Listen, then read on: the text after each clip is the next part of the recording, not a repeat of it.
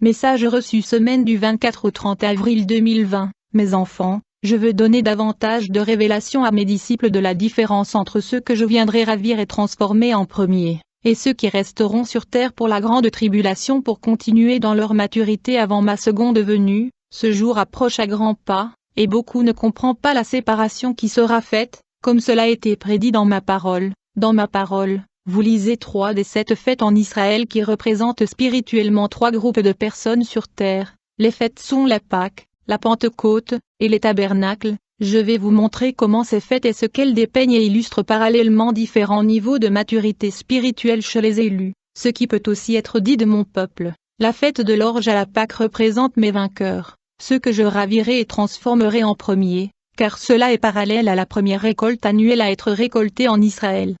Cette récolte d'orge, ou groupe de vainqueurs a acquis la maturité nécessaire pour être préparé pour la première résurrection. Le corps principal de l'Église ne développera cette maturité que plus tard. Le vent, où mon Saint-Esprit souffle sur les vainqueurs, et la paille, le péché dans leur vie, est immédiatement exposé et repenti, permettant à ce groupe de mûrir avant le deuxième groupe qui est le blé, qui est l'Église qui restera. Les vainqueurs sont extrêmement sensibles au mouvement de mon esprit et ont appris à entendre clairement la voix de leur berger. Chemin avec moi, que ceux qui n'ont pas encore appris à vaincre, ces prémices me placent comme leur premier amour surtout. Les vainqueurs ont également appris à ne pas réagir instantanément à une situation, mais plutôt à prendre du recul et à demander à mon Saint-Esprit comment répondre avec amour. Je vous ai appris à toujours me demander de vous montrer quelle est la réponse la plus aimante dans les situations ou traitements auxquels vous êtes soumis. Il y a un niveau de maturité où vous apprenez à répondre et réagir avec amour, en particulier à ceux qui vous ont blessé. Ce qui compte c'est votre réaction. J'enseigne dans ma parole que tu ne dois pas réagir avec des fruits de la chair, mais plutôt, répondre dans le fruit de l'esprit. Les vainqueurs sont le plus souvent très conscients de leurs pensées, paroles et actions et s'efforcent d'avoir une réponse fructueuse qui me reflète. Cela diffère de ceux qui continuent avec des conflits, de l'envie, des commérages, des paroles d'idoles et des conversations.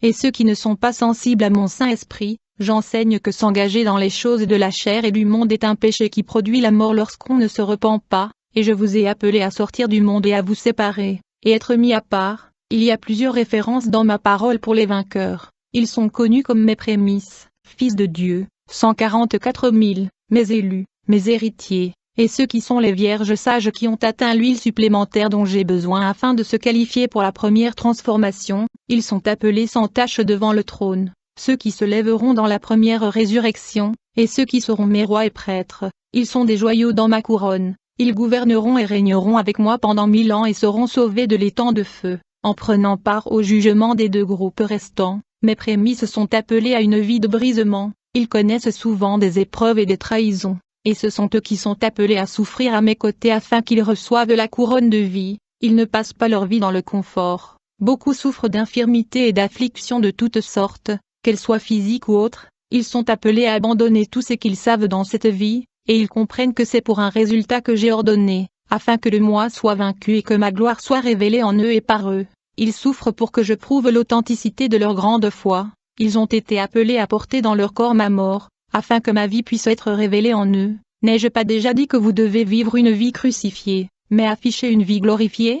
Je suis les prémices de ceux qui ont dormi. Ainsi sont aussi mes vainqueurs de la première résurrection, les prémices des autres à venir. Tout comme je n'avais aucune réputation, mes prémices ne sont pas très estimées ici sur terre. Ils ne viennent pas pour se faire des amis et ne sont le plus souvent pas acceptés par le monde et les autres. Ils sont venus sauver les âmes par leur exemple et démonstration de moi pleinement vivant et se manifestant en eux. Leur voyage est un voyage d'isolement dans le désert, et plusieurs fois, ils vivent comme des parias, des marginaux et des solitaires. Parce que le monde ne les aime pas et les comprend mal, c'est parce qu'ils sont pas de ce monde, comme je n'étais pas de ce monde. Ce n'est pas notre maison. Je les ai séparés d'abord afin qu'ils soient formés pour conduire dans la plus grande et plus grande moisson. Il y a un temps ordonné pour ma première venue en tant que marié pour mon épouse, et à cause des épreuves ardentes que mes prémices ont surmontées avant ce point, ils sont le premier groupe à mûrir pleinement en moi, permettant à ma présence de les gouverner complètement. Cette maturation précoce les qualifie en tant que leaders. Mes vainqueurs ne se considèrent pas justes, parce qu'ils connaissent mieux que la plupart la méchanceté de leur propre cœur.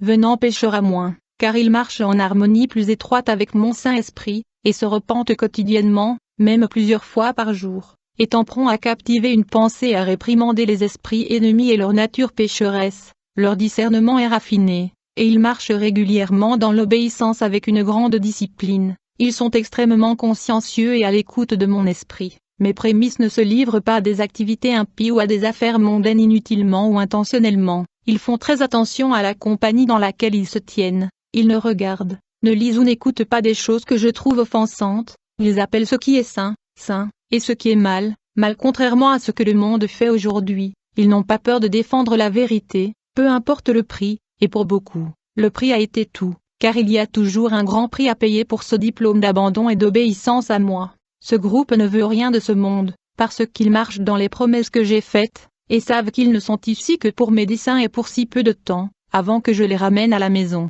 La deuxième récolte récoltée en Israël a lieu autour de la Pentecôte, Shavuot. Cette fête est la moisson du blé et représente l'Église. Ceux qui ne seront pas entièrement préparés à me rencontrer, leur époux quand j'apparaîtrai pour mes prémices, leurs lampes ne sont pas complètement remplies d'huile, mais pourtant ils sont encore sauvés de la damnation éternelle. Ces enfants croient en moi, ils sont sauvés, et m'appellent leur Messie. Mais, ils ont besoin d'un plus grand battage par des épreuves, afin qu'ils soient spirituellement préparés à affronter ma présence. Ce groupe est ce qu'on appelle souvent le laisser derrière. Le battage ou le jugement qu'on leur laissera endurer dans la tribulation sera plus sévère, tout comme le blé doit être battu pour séparer l'ivraie. Cependant, cela entraînera une grande purification, et assurez-vous qu'ils sont prêts à me rencontrer à ma seconde venue. Ce deuxième groupe plus important fait souvent des compromis dans la vie de diverses manières. Ils ne sont jamais engagés pleinement dans leur cœur et vie pour moi. J'aime tout mon peuple de la même manière, mais ce groupe ne croit pas à la marche dans l'obéissance complète et n'est donc pas prêt à me rencontrer lors de la première transformation.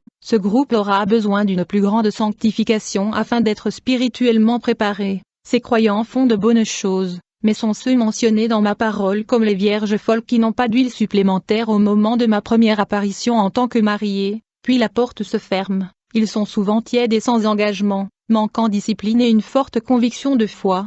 Ces âmes sont justifiées par la foi, mais ne se sont pas entièrement soumises à mon processus de sanctification, afin de revêtir ma nature complète. Une plus grande correction est nécessaire.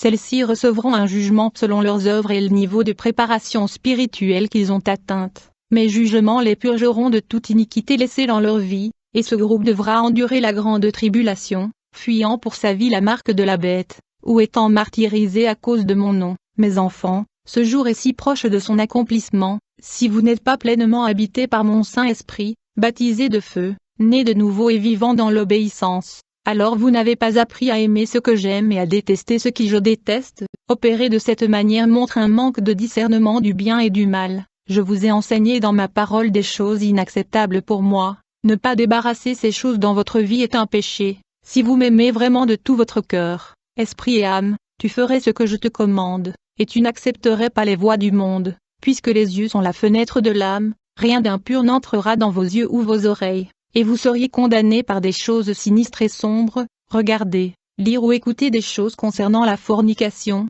la luxure, l'homosexualité, le meurtre, l'idolâtrie, le blasphème, toutes les nombreuses choses qui inondent votre monde aujourd'hui. Celles-ci seraient toutes offensantes pour vous, comme elles le sont pour moi. C'est pourquoi ce deuxième groupe ne sera pas prêt quand le mois, votre époux viendra pour ses premiers fruits. Voyez-vous maintenant pourquoi il doit y avoir une séparation?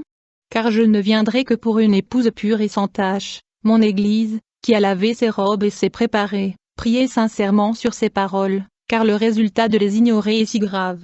Le dernier ou troisième groupe de personnes reflétées dans ma fête des tabernacles est la vendange. Ce groupe est composé de ceux qui doivent être foulés aux pieds. Les raisins, lorsqu'ils sont récoltés, ont une peau très dure et doivent donc être écrasés pour obtenir le vin. Ce groupe recevra la forme de jugement la plus sévère, car ce sont les incroyants, les prostituées, les sexuellement immoraux, les meurtriers, les sorciers et les menteurs. Ils auront leur part dans le lac qui brûle de feu et soufre, qui est la seconde mort. Heureux ceux qui entrent dans la première résurrection.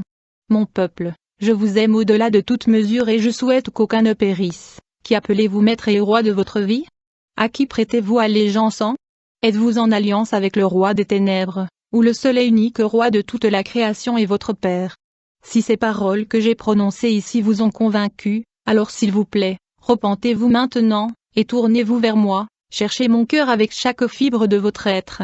appelez-moi, et je vous répondrai. Je ne tournerai jamais le dos à ceux qui crient à moi avec tout, ceux qui sont prêts à se soumettre pleinement à moi. Il n'est pas encore trop tard, mais dans un instant, ce sera, ton époux s'approche vite, de quel côté de la porte te retrouveras-tu? Quand je viendrai frapper pour vous prendre avec moi, prierez-vous alors les autres vierges sages de vous donner leur huile, afin que vous soyez rassasiés? Je te le dis, ce ne sera pas, et tu resteras à endurer la grande tribulation. Étudiez ma parole, tout est là pour que vous découvriez, je suis votre enseignant, votre conseiller. La sagesse est donnée à ceux qui demandent avec sérieux et sincérité, comme vous pouvez le voir clairement, les jugements ont déjà commencé et la sévérité augmentera rapidement, l'heure de minuit est là, tout commence, s'il vous plaît, faites-moi le premier dans votre vie si vous ne l'avez pas déjà fait, j'aime chacun de vous au-delà de toute mesure,